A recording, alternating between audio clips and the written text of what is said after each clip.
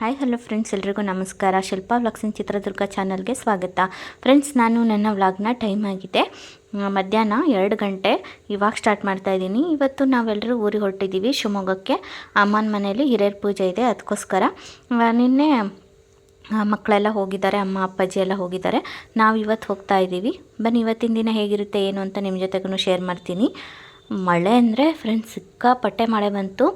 ಎಲ್ಲ ಕಡೆನೂ ಶಿಕಾರಿಪುರ ಹೋಗೋವರೆಗೂ ಸಖತ್ ಮಳೆ ಬಂತು.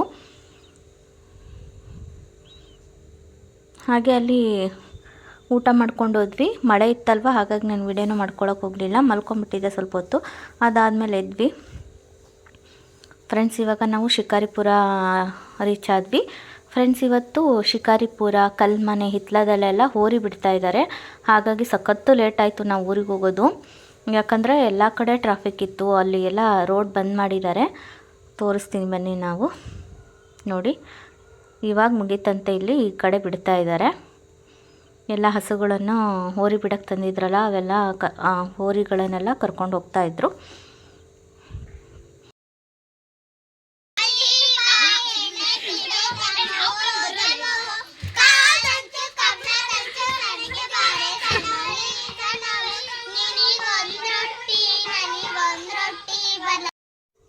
ಫ್ರೆಂಡ್ಸ್, ನಮ್ಮೂರಲ್ಲಿ ದೀಪಾವಳಿ ಟೈಮಲ್ಲಿ ಚಿಕ್ಕ ಚಿಕ್ಕ ಮಕ್ಕಳೆಲ್ಲ ಇರ್ತಾರಲ್ಲ, ಹೆಣ್ಮಕ್ಳು ದೀಪ ಎಲ್ಲ ತೊಗೊಂಬರ್ತಾರೆ, ಗಂಡು ಮಕ್ಕಳು ಸೌದೆ ತೊಗೊಂಬರ್ತಾರೆ.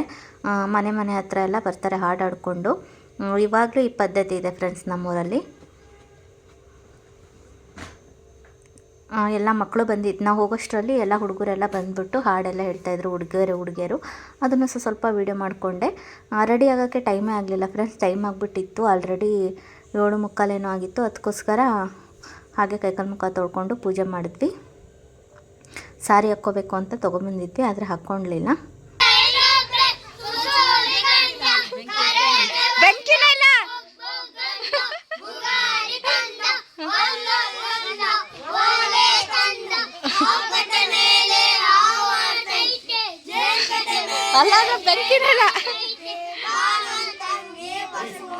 ಇವರಿಷ್ಟೇ ಜನ ಅಲ್ಲ ಫ್ರೆಂಡ್ಸ್, ತುಂಬ ಜನ ಬಂದಿದ್ದರು. ನಾನು ಸ್ವಲ್ಪ ವಿಡಿಯೋ ಮಾಡಿಕೊಂಡೆ ಅಷ್ಟೇ.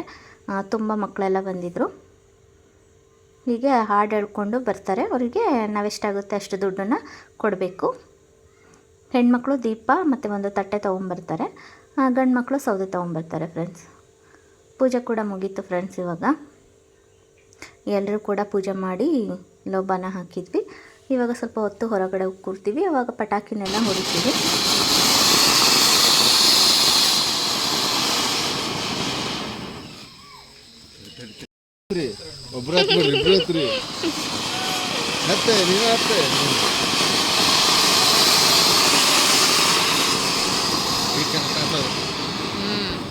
ಅವ್ ಮೇಲೆ ಹೋಗ್ಲಿಲ್ಲ ಅಲ್ಲ.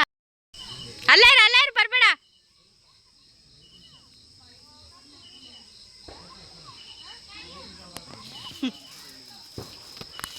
ಬಾ ಹಬ್ಬಕ್ಕೆ.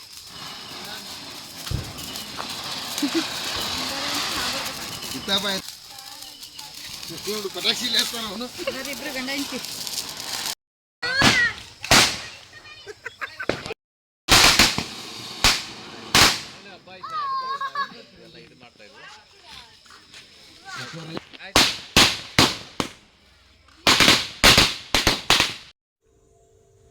ಪಟಾಕಿನೆಲ್ಲ ಹಚ್ಚುತ್ತಾಯಿದ್ರು. ಇಲ್ಲಿ ಅಕ್ಕ ಸುಸುರು ಬತ್ತಿ ಅವನ್ನೆಲ್ಲ ಹಚ್ಚುತ್ತಾಯಿದ್ರು.